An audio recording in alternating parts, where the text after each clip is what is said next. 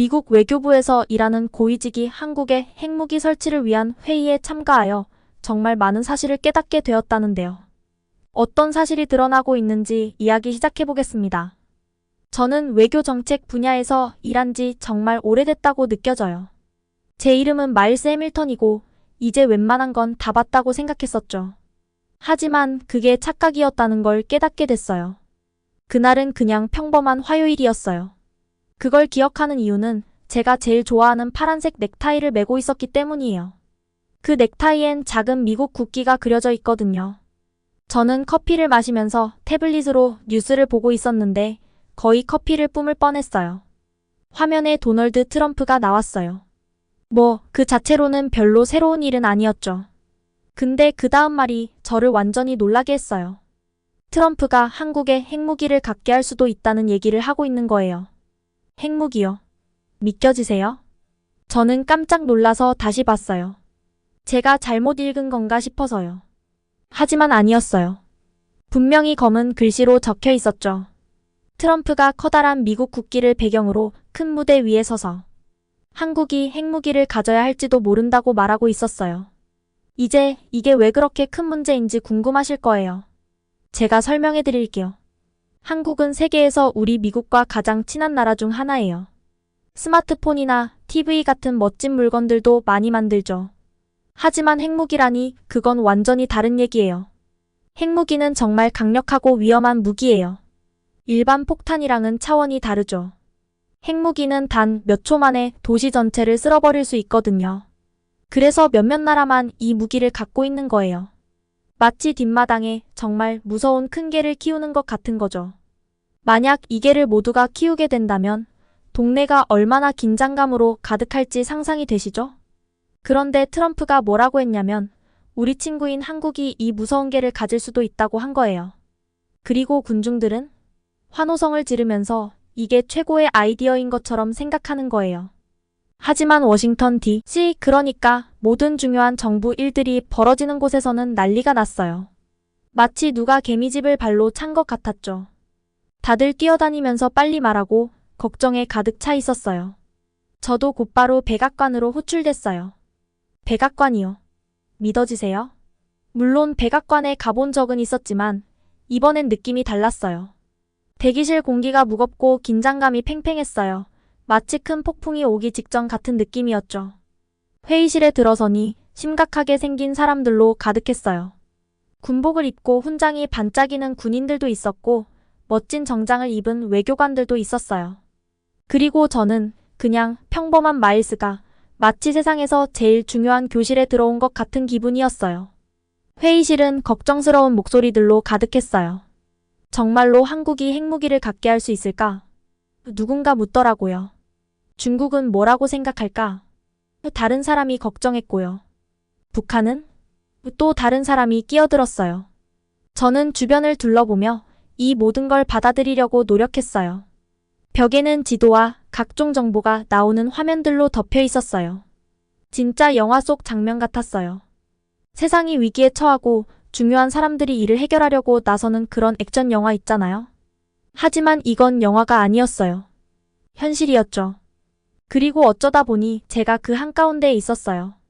그 자리에 앉아 중요한 사람들이 하는 말을 듣다 보니 저는 자연스럽게 한국에 대해 생각하게 됐어요. 몇 번 가본 적이 있거든요. 정말 멋진 곳이에요. 밝은 불빛과 높은 빌딩들로 가득 차 있죠. 그리고 거기 사람들은 정말 똑똑하고 열심히 일해요. 세계에서 가장 뛰어난 기술들도 많이 만들어내죠. 하지만 핵무기라니? 그건 단지 똑똑하거나 열심히 일하는 걸로 해결될 문제가 아니에요. 이건 게임 자체를 완전히 바꾸는 일이에요. 마치 학교에서 누군가에게 너무 강력한 장난감을 줘서 잘못하면 모두에게 큰 피해를 줄 수 있는 상황이랄까요? 저는 한국에서 만났던 사람들을 떠올렸어요. 호텔 근처 가게를 운영하던 친절한 아주머니, 밤늦게까지 공부하던 젊은 학생들, 아침마다 바쁘게 출근하던 직장인들. 그들이 사는 나라가 갑자기 핵무기를 가지게 된다면 그들의 삶은 어떻게 바뀔까요? 그리고 다른 나라들은? 그들이 겁을 먹고 우리도 핵무기를 가져야겠다고 생각하지 않을까요? 마치 우리가 절벽 끝에 서 있는 것 같은 느낌이었어요. 한 발만 잘못 디디면 모두가 추락할 것만 같았죠. 회의가 계속될수록 이게 쉽게 해결될 문제가 아니라는 걸 깨달았어요. 정말 큰 일이었어요. 밤새도록 천장을 보며 잠 못 이루게 만들 정도로요. 앞으로 무슨 일이 벌어질지 궁금해서 말이죠. 메모장에 빽빽이 적힌 글씨들과 질문들을 내려다보며 이게 단순한 시작일 뿐이라는 느낌이 들었어요. 이게 어떻게 흘러갈지 모르지만 한 가지 확실한 건 앞으로 정말 흥미진진한 일들이 벌어질 거라는 거였어요. 당시에는 몰랐죠. 이게 저를 세계 반바퀴나 돌게 하고 비밀과 놀라움, 그리고 제 커리어에서 가장 큰 질문들과 마주하게 될 시작이라는 걸요. 하지만 그건 다음 장의 이야기예요. 그때로 다시 돌아가서 저는 백악관 회의실에 앉아 있었어요.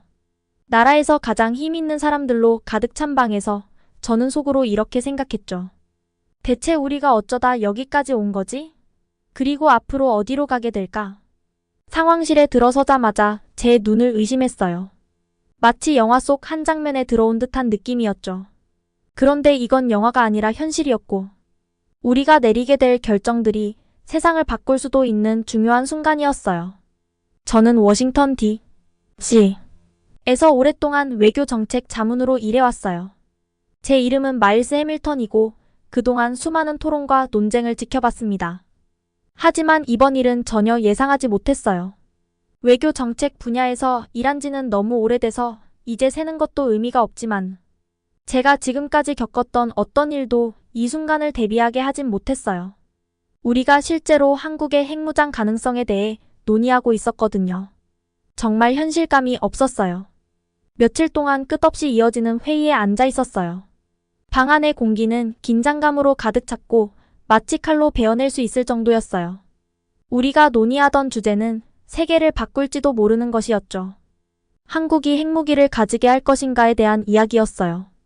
자리에 앉자마자 방 앞쪽에 서 있는 백악관의 사라 제닝스를 발견했어요. 그녀의 눈빛은 설렘과 걱정이 뒤섞여 있었어요. 그 눈빛만 봐도 오늘의 프레젠테이션이 얼마나 중요한지 알 수 있었죠. 자, 다들 집중해주세요. 사라가 말문을 열면서 방 안의 잡담이 멈췄어요. 오늘은 한국에 대해 진지하게 얘기해야 할 때입니다. 그녀가 버튼을 누르자 뒤쪽 스크린에 한반도 지도가 크게 나타났어요. 저는 흥미가 생겨 몸을 앞으로 기울였어요. 대부분 사람들이 한국을 생각하면 뭐가 떠오르시나요? 사라가 방 안을 둘러보며 물었어요. K-팝, 맛있는 음식, 첨단 기술. 몇몇 사람들이 고개를 끄덕였고 여기저기서 미소가 보였어요. 하지만 사라의 표정은 금세 진지해졌어요. 그런 것들은 사실이죠. 사라가 이어 말했어요. 하지만 한국은 그 이상입니다. 좋은 핸드폰과 중독성 있는 음악만 만드는 나라가 아니에요. 그들은 엄청난 잠재력을 가진 강대국이고 우리가 그걸 인정할 때가 됐어요.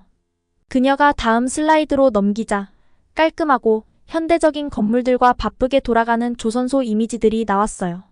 한국은 그저 평범한 국가가 아니에요. 사라는 열정 가득한 목소리로 말했어요. 몇십 년 전만 해도 그들은 세계에서 가장 가난한 나라 중 하나였어요. 그런데 지금은요? 그들은 기술 분야에서 세계적인 선도국가가 됐어요. 저는 고개를 끄덕였어요. 얼마 전에 서울을 방문했을 때 얼마나 놀랐는지 떠올랐거든요. 그 도시는 마치 미래에서 온 듯한 느낌이었어요. 하나하나 짚어볼게요. 사라가 말을 이어갔어요. 첫 번째는 반도체입니다. 여러분의 스마트폰부터 첨단 군사 장비까지 모든 것을 구동하는 작은 칩들 말이죠. 한국은 그 반도체를 만드는 세계적인 강국이에요. 그녀가 다시 슬라이드를 넘기자 복잡해 보이는 컴퓨터 칩들이 화면에 나왔어요. 그리고 인공지능이 있습니다. 사라가 말했어요. 한국은 인공지능 연구에 수십억 달러를 쏟아붓고 있어요. 그들은 그저 트렌드를 따르는 게 아니라 스스로 트렌드를 만들어가고 있어요.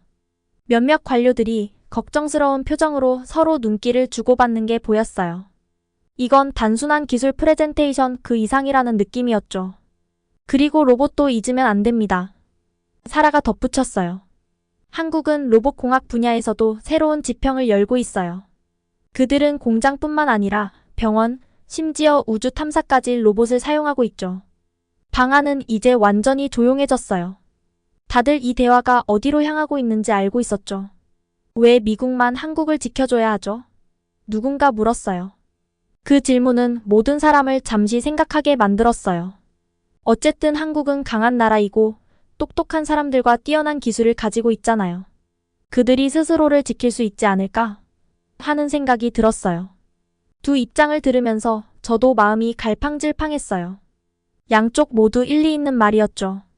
네, 한국은 강하고 똑똑한 나라입니다. 하지만 핵무기? 그건 완전히 다른 문제였어요. 하지만 대부분 사람들이 잘 모르는 부분이 있습니다. 사라의 목소리가 조금 낮아졌어요. 한국은 군사적인 면에서도 숨겨진 강점을 가지고 있어요. 그녀가 새로운 슬라이드를 넘기자 여러 화살표가 한국에서 동아시아 각지로 뻗어나간 지도가 나왔어요. 이건 현무 미사일 시리즈입니다. 그녀가 설명했어요. 이건 그냥 보통 미사일이 아니에요. 고도화된 기술로 정밀하고 동아시아 전역의 목표를 타격할 수 있는 능력을 갖추고 있어요. 등줄기를 타고 서늘한 기운이 흐르는 걸 느꼈어요. 이 미사일들에 대해 알고는 있었지만 이렇게 직접 보니 그 파급력이 더 명확하게 다가왔어요. 그리고 이게 다가 아니에요. 사라가 계속 말했어요. 한국의 원자력 인프라는 세계에서 가장 발전된 수준입니다. 그들은 핵기술을 안전하고 효율적으로 다루는 법을 잘 알고 있어요. 그녀는 잠시 말을 멈추며 우리 모두가 이 사실을 받아들이길 기다렸어요.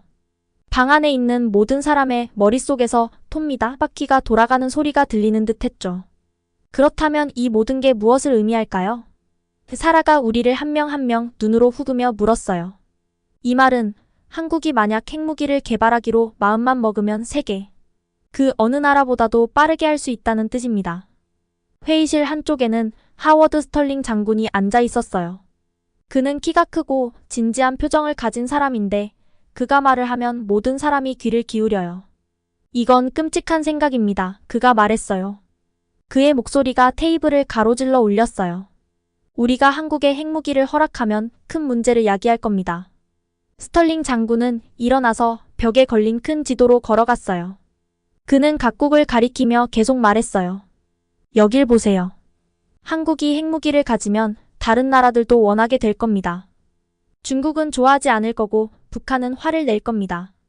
이 지역 전체가 매우 위험해질 수 있어요. 회의실 안에 있는 사람들의 얼굴에 걱정이 가득했어요. 핵무기는 일반 무기와 다르죠. 그 파괴력은 도시 전체를 날려버릴 수 있을 정도니까요. 여러 나라가 핵무기를 만들기 시작하면 정말 무서운 상황이 올 수 있어요. 하지만 모든 사람이 스털링 장군의 의견에 동의하는 건 아니었어요. 방 반대편에서는 이게 좋은 생각일 수도 있다고 생각하는 사람들이 있었어요. 그들은 한국이 핵무기를 가지면 북한이 겁을 먹고 더 이상 함부로 행동하지 못할 거라고 믿었어요. 왜 미국만 한국을 지켜줘야 하죠? 누군가 물었어요. 그 질문은 모든 사람을 잠시 생각하게 만들었어요.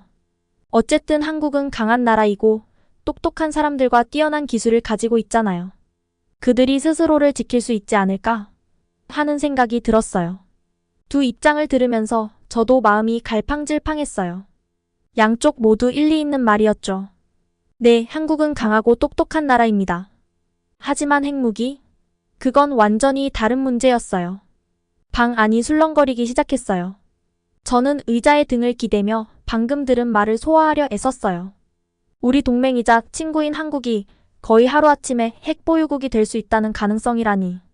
물론 그들이 당장 그렇게 하겠다는 말은 아닙니다. 사라는 손을 들며 빠르게 덧붙였어요. 한국은 늘 평화를 지향해왔어요. 하지만 우리는 그들의 능력을 정확히 알아야 합니다. 그들은 더 이상 북쪽 이웃의 그림자에 가려져 있는 작은 나라가 아니에요. 그들 스스로가 기술적, 군사적 강국으로 자리 잡았어요. 사라의 발표가 끝나자 저는 깊은 생각에 잠겼어요. 제가 알고 있던 한국은 단편적인 모습에 불과했어요. K-드라마와 첨단 기술 뒤에는 엄청난 잠재력을 가진 나라가 숨어 있었고 그 잠재력은 동아시아의 권력 균형을 뒤바꿀 수 있을 만큼 컸어요. 방 안을 둘러보니 제 동료들 얼굴에도 경외와 걱정이 뒤섞인 표정이 보였어요. 우리 모두 한국을 과소평가했었고 이제 그 새로운 현실과 맞서야 했어요. 상황실을 나서며 저는 이런 생각이 들었어요. 한국은 이 힘을 어떻게 사용할까? 그리고 세계는 이에 어떻게 반응할까? 한 가지는 분명했어요. 우리가 알던 그 한국은 이제 없어요. 그 자리에 거인이 서 있었고 그들은 스스로의 운명을 개척할 준비가 되어 있었어요. 이제 우리는 다가올 일에 대비해야만 했어요. 저는 한국에 갔던 기억이 떠올랐어요. 그곳의 놀라운 도시들과 높이 솟은 건물들, 빠른 기차들을 봤었죠. 또 그곳에서 만났던 훌륭한 과학자들과 엔지니어들도 생각났어요. 그들이 원하면 충분히 핵무기를 만들 수 있는 능력이 있다는 건 확실했어요. 하지만 만약 그들이 핵무기를 만든다면 어떻게 될까요? 다른 나라들은 겁을 먹지 않을까요? 그들도 핵무기를 만들기 시작할까요? 어린 시절 누군가 새 장난감을 가지면 모두가 그걸 원했던 때가 떠올랐어요. 하지만 이번엔 장난감이 아니었죠. 수백만 명을 해칠 수 있는 위험한 무기였어요. 토론이 계속되면서 한 가지 흥미로운 점을 발견했어요. 사람들이 한국을 다르게 보기 시작한 거예요. 예전에는 많은 이들이 한국을 보호가 필요한 작은 나라로 생각했었는데, 이제는 누구에게도 뒤지지 않는 강력한 나라로 이야기하고 있었어요.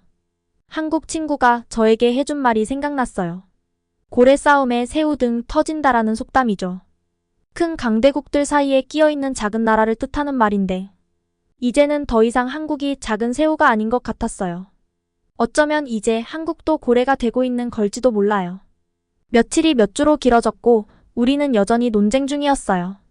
어떤 날은 회의에서 나올 때 머리가 아플 정도로 서로 소리를 지르고 토론했어요. 다른 날은 새로운 가능성에 흥분이 되기도 했어요. 만약 이게 평화를 가져올 수 있다면? 북한의 공격성을 멈출 수 있다면? 하는 희망이 생기기도 했죠. 하지만 밤중에 갑자기 잠에서 깨면 걱정이 몰려왔어요. 만약 모든 게 잘못되면 어떻게 될까? 한국에 핵무기를 주는 것이 전쟁으로 이어지면 어떻게 될까? 그 결정의 무게가 어깨를 짓눌렀어요. 저는 자문으로서 올바른 선택을 돕는 게 제 일인데, 그 올바른 선택이 뭘까요? 한국에게 이 강력한 무기를 허락해야 할까요? 아니면 지금처럼 계속 막아야 할까요? 저는 수많은 보고서를 읽고 전문가들과 대화하며 여러 가지 결과를 머릿속으로 그려봤어요. 마치 계속해서 모양이 변하는 거대한 퍼즐을 푸는 것 같았어요. 결국 우리가 내리는 결정이 세계를 바꿀 거라는 사실만은 분명했어요. 사람들이 크게 주목하지 않던 나라였던 한국이 이제는 중대한 선택의 중심에 있었어요. 핵무기를 가지든 가지지 않든 세상은 절대 예전 같지 않을 거예요. 또 다른 긴 회의가 끝나고 밖으로 나와서 멀리 워싱턴 기념비를 바라봤어요. 과연 미래는 어떤 모습일까요? 더 강력해진 한국을 보게 될까요? 아니면 핵무기 없이도 평화를 유지할 수 있을까요? 한 가지는 확실했어요. 세상은 변하고 있었고 한국은 더 이상 강대국들 사이에 낀 작은 나라가 아니었어요. 이제 그들 스스로가 강대국이 되어가고 있었고 우리 모두 그 변화를 주목해야만 했어요. 믿기지가 않았어요. 제가 마일스 해밀턴이 서울로 비밀 임무를 수행하러 왔다는 사실이요. 인천국제공항에 작은 비행기가 착륙할 때 심장이 미친 듯이 뛰었어요. 저 멀리 반짝이는 도시의 불빛들은 이번 방문이 얼마나 중요한지 다시 상기시켜줬죠. 도시로 들어가는 길에 차창에 얼굴을 바짝 대고 창밖을 내다봤어요. 서울은 고층 빌딩들과 네온사인으로 가득한 미로 같았어요. 이 활기찬 도시 바로 너머 북한이 이런 곳을 위협하고 있다는 게 믿기지 않았어요. 서울 처음 와보는 거예요? 이 백악관에서 온 제 동료 사라가 물었어요.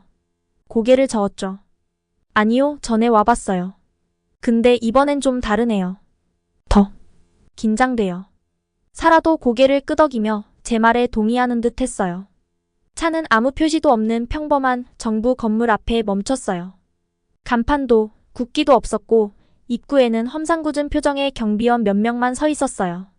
우리는 안으로 안내받아 복잡한 복도를 따라 걸었어요. 길을 외워보려 했지만 금방 포기했죠.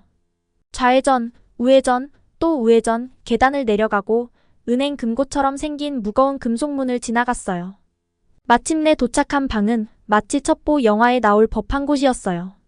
창문 하나 없이 밝은 조명과 편안한 의자가 놓인 커다란 테이블만 있는 방이었죠. 한쪽 벽에는 커다란 스크린이 있었는데 현재는 꺼져 있었어요. 자리에 앉았을 때 방 안이 얼마나 조용한지 깨달았어요. 방음 처리된 게 분명했어요. 제 심장 뛰는 소리조차 들릴 정도였으니까요.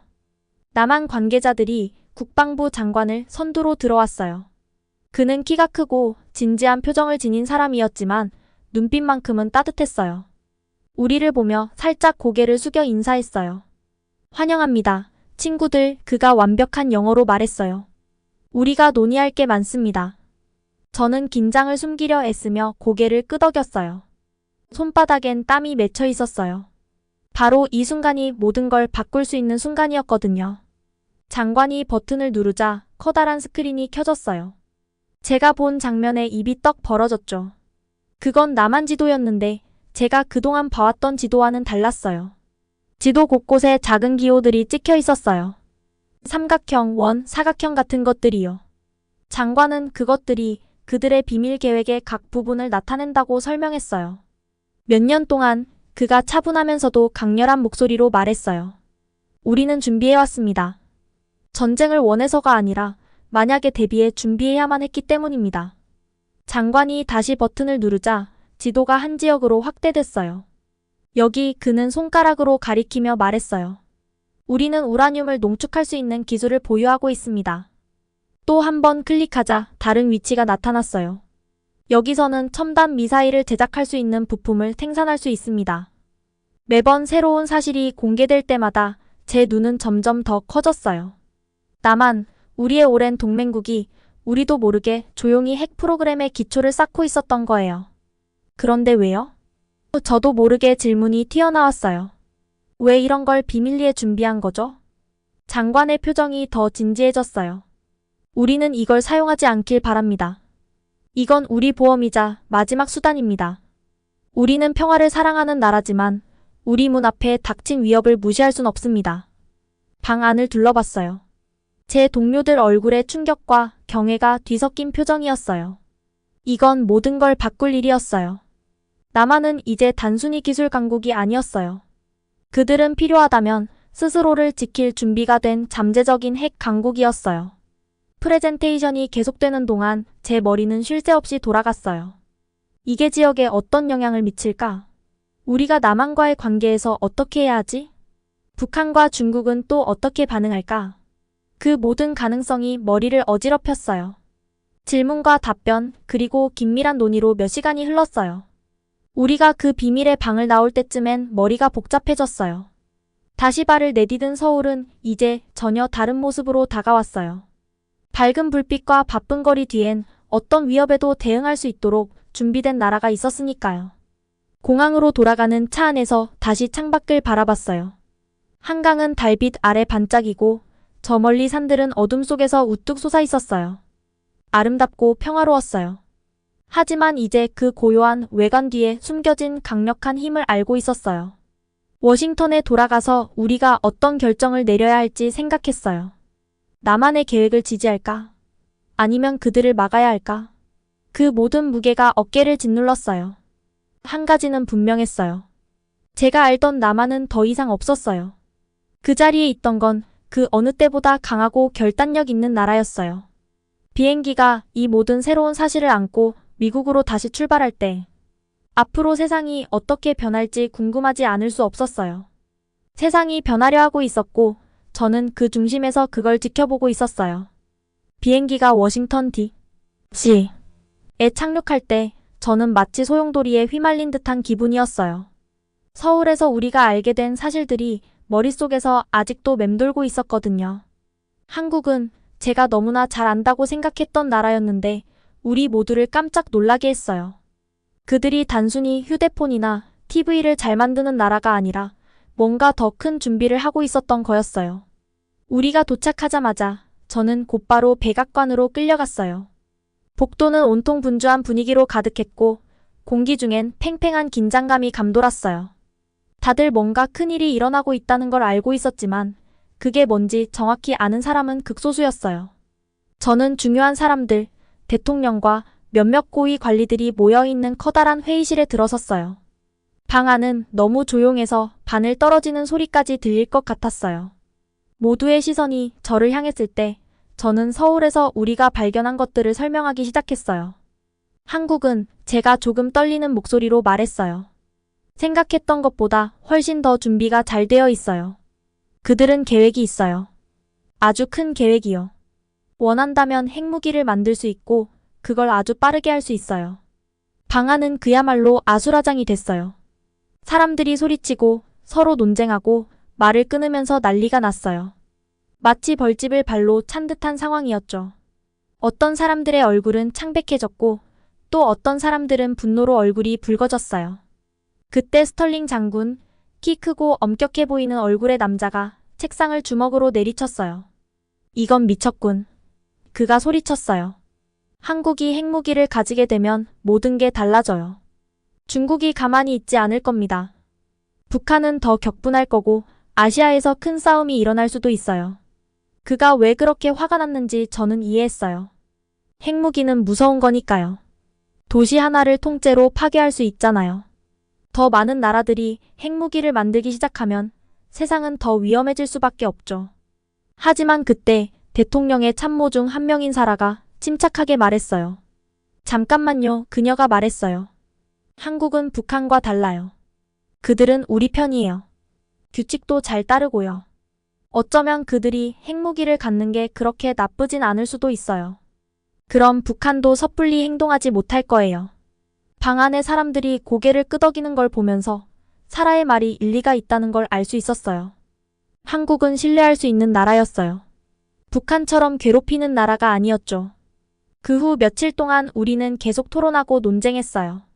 마치 롤러코스터를 타고 있는 기분이었죠. 어느 순간에는 한국이 핵무기를 가지는 게 좋은 생각처럼 느껴지다가 다른 순간에는 그 결과가 너무 두려웠어요. 밤마다 잠을 잘 수가 없었어요. 서울에서 만났던 친절한 사람들, 바쁘게 돌아가던 거리들, 맛있던 음식들, 반짝이던 건물들이 자꾸 떠올랐어요. 그 평화로운 곳이 정말 핵무기를 가지게 될까? 그게 세계에 어떤 의미를 가지게 될까? 어느 날 회의 중에 대통령이 우리 모두를 놀라게 했어요. 그냥 가지게 하죠. 그가 어깨를 으쓱하며 말했어요. 한국은 그럴 자격이 있어요. 이제는 스스로를 지킬 때입니다. 제 입이 떡 벌어졌어요. 대통령이 한국이 핵무기를 가지게 하자고 말하다니요. 한편으론 흥분됐어요. 큰 변화였고 북한에게 우리 의지를 보여줄 수 있는 기회였으니까요. 하지만 다른 한편으론 무서웠어요. 핵무기를 한번 가지면 다시 돌이킬 수 없잖아요. 마치 한번 열리면 다시는 닫을 수 없는 문 같았어요. 며칠이 지나면서 사람들은 계속해서 찬반 의견을 나눴어요. 어떤 사람들은 대통령의 의견에 동의했고 또 다른 사람들은 그게 최악의 생각이라고 했어요. 저도 갈등했어요. 한국을 좋아하고 존중했지만 그들이 핵무기를 가지게 되면 무슨 일이 벌어질지 두려웠어요. 결국 우리는 중간길을 찾았어요. 당장 한국이 핵무기를 갖게 두지는 않기로 했어요. 대신 다른 방식으로 그들의 군대를 강화하는 데 도움을 주기로 했어요. 핵무기만큼 흥미롭진 않았지만 훨씬 안전한 방법이었죠. 마지막 회의를 마치고 백악관을 나섰을 때 저는 뭔가 달라진 기분이었어요. 세상이 변했거든요. 비록 대부분의 사람들은 아직 그걸 모르지만요. 한국은 이제 단순히 멋진 기기를 만드는 나라가 아니었어요. 그들은 강하고 힘이 있으며 스스로를 지킬 준비가 되어 있었어요. 사람들이 한국의 비밀 계획을 알았을 때 얼마나 놀랐는지 생각하면서 조용한 나라가 때로는 가장 강할 수 있다는 걸 깨달았어요. 한국은 마치 잠든 거인이었고 이제 그 거인이 깨어난 거였어요. 그날 저녁 워싱턴 기념비 너머로 해가 지는 걸 바라보면서 한 가지는 확실히 알 수 있었어요. 세상은 절대 예전 같지 않을 거라는 걸요. 그리고 저는 그 한가운데에서 역사가 펼쳐지는 모습을 지켜보고 있었어요. 무섭고 흥미롭고 중요한 순간이었죠. 앞으로 무슨 일이 일어날지 기대가 되기도 했어요. 제가 겪고 있는 상황이 이렇게 빠르게 변할 줄은 정말 몰랐어요. 몇 주 전까지만 해도 저는 그냥 평범한 외교 정책 자문이었거든요. 그런데 이제는 우리나라 역사에서 가장 중요한 결정 중 하나를 눈앞에 두고 있었어요. 한국이 핵무기를 가지도록 해야 할까요? 백악관으로 마지막 회의를 하러 걸어가면서 심장이 미친 듯이 뛰었어요. 평소보다 복도가 훨씬 조용한 느낌이었고 마치 모두가 뭔가 큰일이 일어날 걸 아는 것 같았어요. 저는 크게 숨을 들이마시고 오벌 오피스 안으로 들어갔어요. 트럼프 대통령이 거기 있었고 그 커다란 책상 뒤에 앉아 있었어요. 그는 늘 그랬듯 자신감 있어 보였어요. 가지게 하자 그가 손을 휘저으며 말했어요. 한국은 그럴 자격이 있어. 이제 그들도 스스로를 지킬 때야. 저는 뭐라고 말하고 싶었어요. 이게 그렇게 간단한 문제가 아니라고. 하지만 제가 말을 꺼내기도 전에 다른 자문들이 먼저 말을 시작했어요. 그들은 한국이 핵무기를 가지게 되면 벌어질 일에 대해 걱정하고 있었어요. 다른 아시아 국가들도 핵무기를 원하지 않을까요? 큰 싸움이 시작되면 어쩌죠? 저는 방 안을 둘러봤어요. 모든 사람이 긴장한 것처럼 보였어요. 키가 크고 엄숙한 얼굴을 가진 스털링 장군은 고개를 저었어요. 대통령님, 그가 말했어요. 한번 우리가 한국에 핵무기를 허용하면 그걸 다시 돌이킬 수 없습니다. 그 지역 전체가 매우 위험해질 수 있어요. 하지만 그때 사라 제닝스, 한국의 힘에 대해 전에 이야기했던 백악관의 여성이 나서서 말했어요. 한국은 북한이나 중국과는 다릅니다. 그녀가 말했어요. 그들은 우리 친구예요. 그들은 신중하고 현명하죠. 핵무기를 다룰 수 있다면 그게 바로 한국입니다. 저는 어떻게 생각해야 할지 모르겠었어요. 한편으론 사라의 말에 동의했어요. 제가 서울에 방문했을 때 한국이 얼마나 발전된 나라였는지 봤거든요. 그들은 기술적으로도 뛰어나고 신뢰할 만하다는 걸 보여줬어요. 하지만 또 한편으로는 두려웠어요. 만약 뭔가 잘못되면 어떻게 하죠? 몇 시간 동안 우리는 계속 논의하고 논쟁했어요. 때로는 사람들이 목소리를 높이기도 했고, 또 다른 때에는 방이 너무 조용해서 핀 떨어지는 소리까지 들릴 것 같았어요. 저는 트럼프 대통령을 유심히 지켜봤어요. 그는 모든 사람의 말을 듣고 있는 것 같았어요. 평소에 그와는 조금 달랐죠. 밖에서 해가 지기 시작할 때쯤 무언가가 변했어요. 아마도 모두가 지쳐서였을 수도 있고 아니면 사람들의 생각이 조금씩 달라졌을 수도 있어요. 하지만 서서히 우리는 타협점을 찾아가고 있었어요. 그럼 제가 저도 모르게 입을 떼며 말했어요. 한국이 핵무기를 가지지 않게 하면서 그들이 더 강해지도록 돕는 건 어떨까요? 사람들이 고개를 끄덕이기 시작했어요. 트럼프 대통령도 흥미롭다는 표정을 지었어요. 그 후 몇 시간 동안 우리는 계획을 짜기 시작했어요. 한국이 군사력을 강화하고 더 나은 미사일을 만들고 방어 체계를 개선하도록 도와주는 거죠. 하지만 핵무기를 넘지는 않기로 했어요. 적어도 아직은요. 모든 일이 끝났을 때는 마치 마라톤을 뛰고 나온 기분이었어요. 셔츠가 땀으로 눅눅해졌고 너무 많은 생각을 해서 머리도 아팠어요. 하지만 백악관을 나서면서 뿌듯함이 느껴졌어요. 모두가 받아들일 수 있는 해결책을 찾은 것 같았거든요. 그런데 뭔가가 계속 마음에 걸렸어요. 밤하늘을 올려다보며 세상이 변했다는 느낌을 지울 수가 없었어요. 한국은 더 이상 작은 나라가 아니었어요.